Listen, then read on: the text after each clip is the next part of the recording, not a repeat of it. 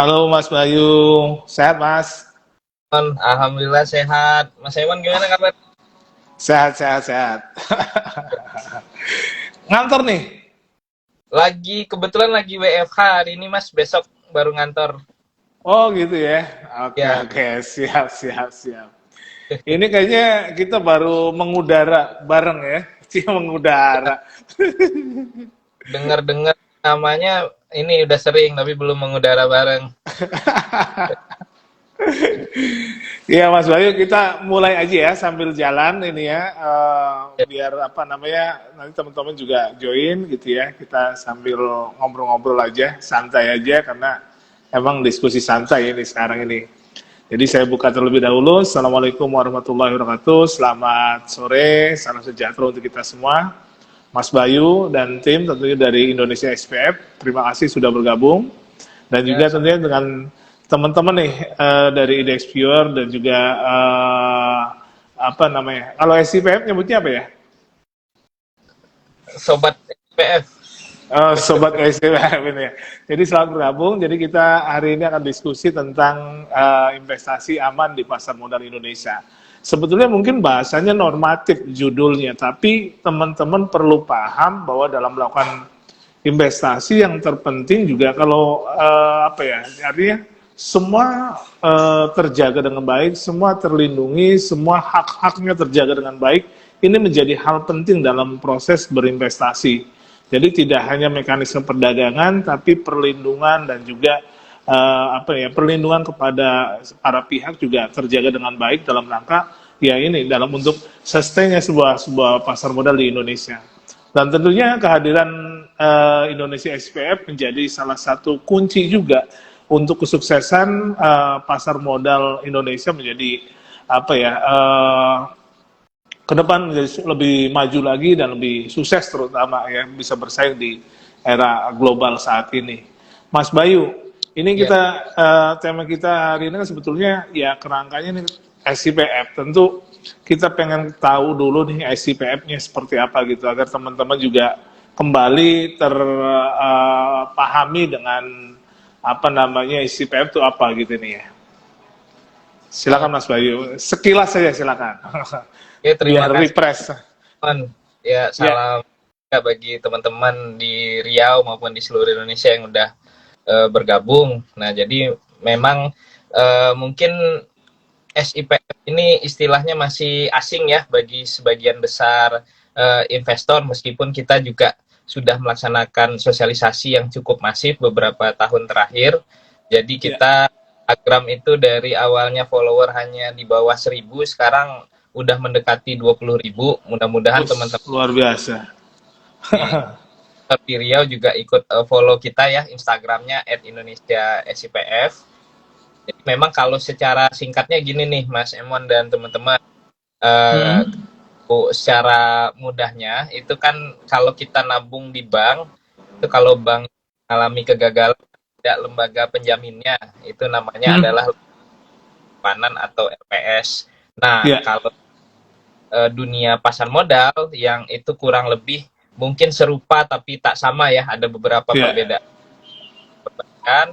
Itu ada Indonesia SPF yang melaksanakan peran dan fungsi kurang lebih sama dengan lembaga penjamin atau LPS. Nah, jadi kita melindungi simpanan dari teman-teman di pasar modal. Nah, tapi memang simpanannya ini berbeda ya. Kalau di bank itu kita menyimpan uang di bank, yang hmm, uang itu diintermediari lagi oleh bank, dipinjamkan lagi ke pihak lain. Nah, kalau di pasar hmm, kita simpan itu umumnya memang ada juga tidak besar. Bagian besarnya itu adalah berupa efek. Efek ini hmm, kalau istilah yang udah familiar gitu, itu adalah berupa saham, obligasi, waran, produk-produk pasar modal lain. Itu kita hmm, juga tuh nyimpannya di namanya kustodian. Nah, kustodian hmm, kalau pada umumnya investor retail itu kustodiannya adalah perusahaan sekuritas gitu. Atau kalau investor besar berupa juga itu biasanya kustodian Pak bank hmm, kustodian gitu. Nah, jadi yang kita simpan itu tentunya menghadapi resiko juga nih Mas Emon dan teman-teman. Jadi bisa juga ketika kita akan di perusahaan sekuritas itu ada oknum-oknum pimpinan perusahaan yang menyalahgunakan aset yang kita titip.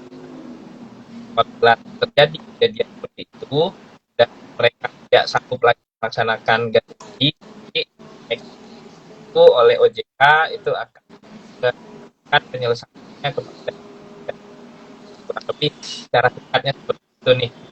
Halo, halo Mas Bayu, suaranya putus-putus ya? Kalau Kenapa ini ya? Suaranya terputus-putus gitu nih ya. Kalau suara saya gimana? Jelas nggak? Lancar nggak?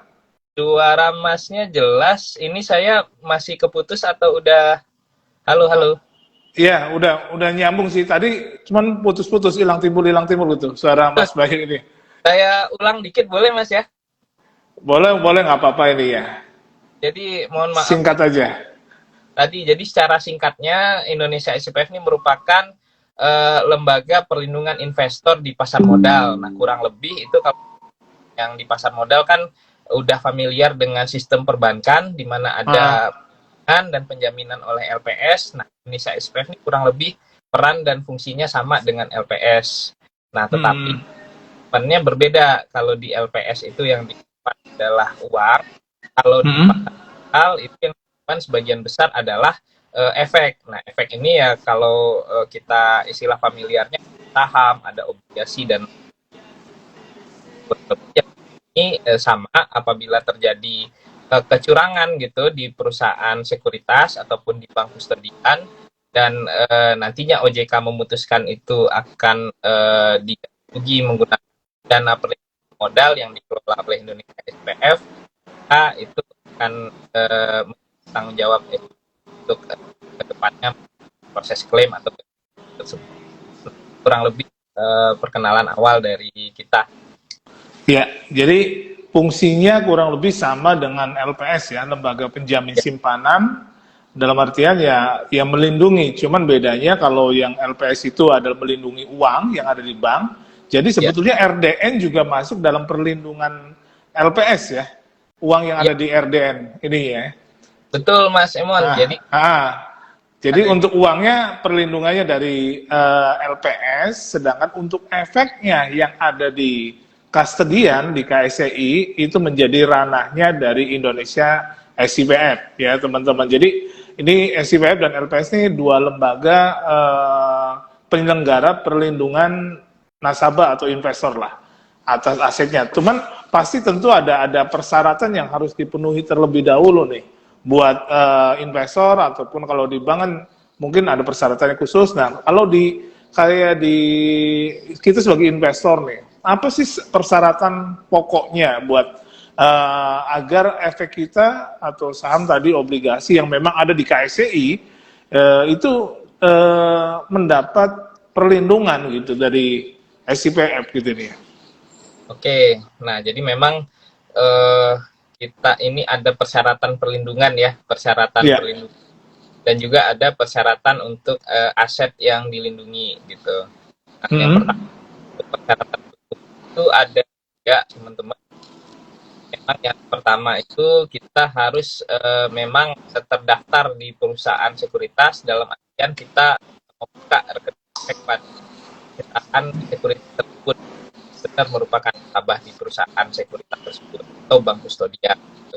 Nah, kedua, itu oleh perusahaan sekuritas atau bank kustodian dibikin rekening atau SRE di kustodian sentral, yaitu tadi udah disinggung sedikit, yaitu KSEI ya, kustodian sentral. Ya.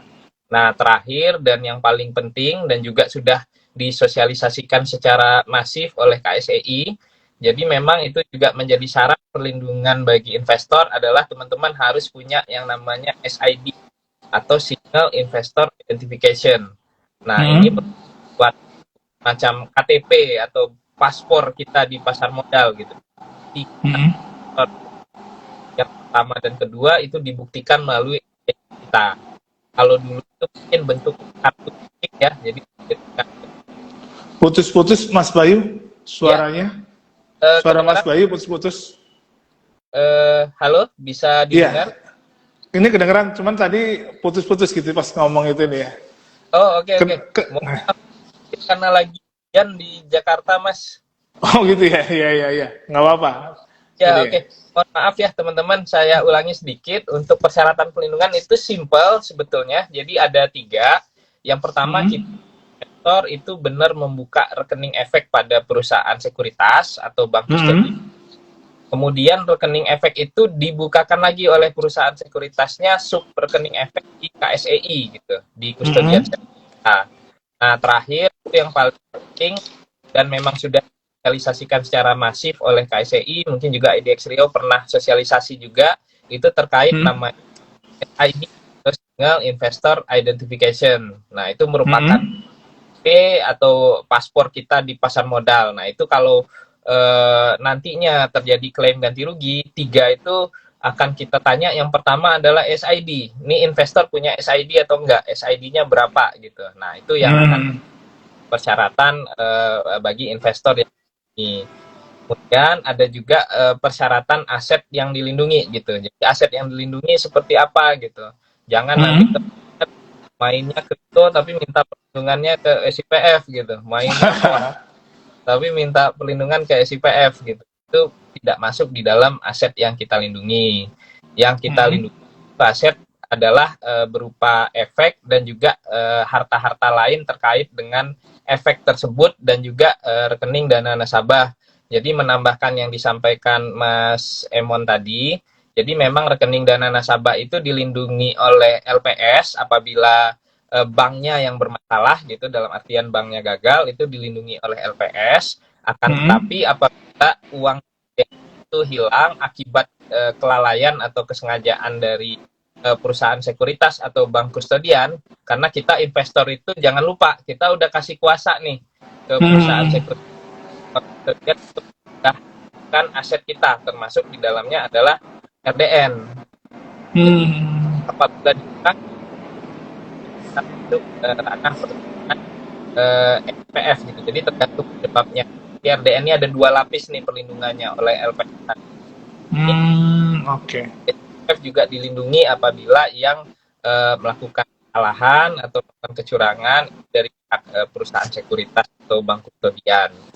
Kurang lebih seperti itu. Dan juga jangan lupa teman-teman, jadi aset yang dilindungi itu yang tercatat dalam sistem KSEI ya. Jadi di dalam SIPES bisa dilihat melalui fasilitas akses gitu. Nah, mungkin beberapa Hmm. lalu juga pernah dapat ini ya, dapat sosialisasi dari KSEI ya teman-teman investor, itu Iya. digunakan aksesnya untuk kita bisa melihat yang ada di dalam akses itu, insya Allah itu masuk dalam perlindungan oleh Indonesia. Kurang lebih seperti itu Mas Emon dan teman-teman. Ya, jadi ada 3 poin tadi ya yang menjadi persyaratan utama ya.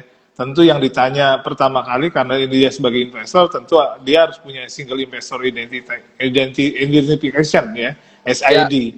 Bahkan kalau kita beli apa namanya beli obligasi retail gitu kan, itu juga kita harus punya SID teman-teman. Jadi itu satu hal yang wajib karena itu produk pasar modal, jadi harus punya itu. Yang kedua tadi punya SRE ya. Jadi ya, nanti emang yang disimpannya di sana dan tadi dilengkapin lagi tuh penjelasan tentang keberadaan uang kita. Jadi ada perlindungan berlapis. Jadi ya, karena ada dua penyelenggara ya di situ ya bahwa ada kita diwakili oleh si sekuritas. Jadi ya, investor itu diwakili oleh si sekuritas, ya cuman uangnya ditaruh di bank. Jadi kalau ada kelalaian di bank maka LPS yang akan bergerak. Tapi kalau ada kelalaian dari sekuritas sebagai wakil kita itu ya, maka SIPF akan melakukan perlindungan. Tentu prosesnya nanti kita bicarakan ke sana ya.